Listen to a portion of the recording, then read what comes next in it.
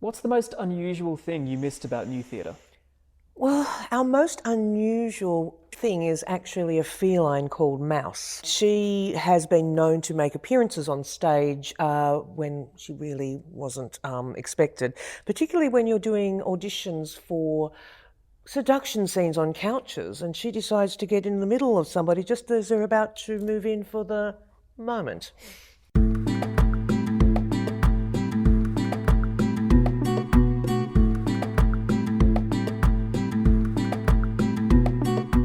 Hello, and welcome to SOTA Speaks.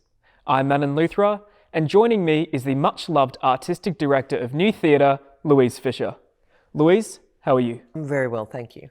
Have you ever had a time away from new theatre as long as the lockdown? Never. So then what kept you going throughout lockdown?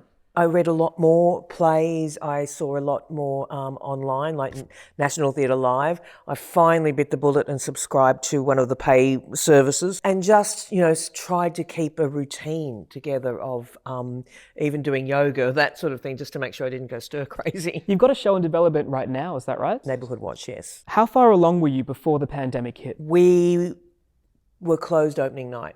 It was that particular week that, like a domino, everything fell and this theatre went dark, that theatre went dark, and we were still in that no man's land. And we had to talk to our cast, and their well-being, their safety was most important to us. So we had a vote and they said, no, we can't go on, it's not safe. Comparing the show as it was the day that it closed to the show that you're putting on the 9th of September, what kind of differences, what kind of benefits have you seen from that time? You get a chance to, look back and revisit scenes and look at sort of, we couldn't, the original, I needed to change some of the ideas to do with the set because we realised it needed to be a little bit more simple.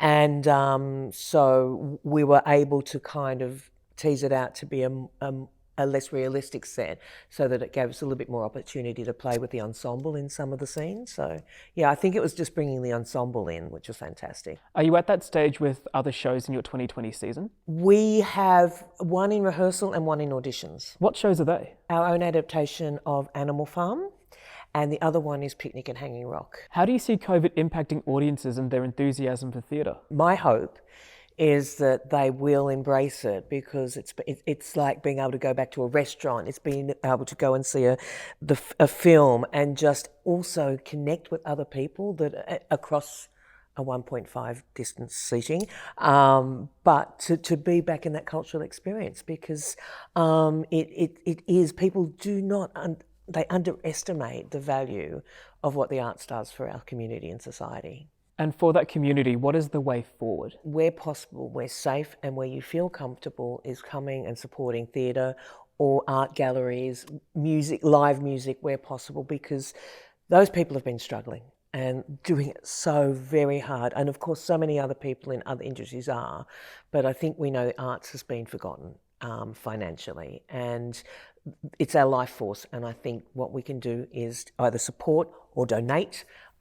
If you feel unable to come and see a play because you're scared, we respect that. But maybe you could make a small donation towards our theatre company or another theatre company. And finally, Lou, what's the most exciting thing for you about seeing new theatre come back to life? The people that are our life force, our supporters, the people that have been here, past and present, are able to come back and engage and be a family again.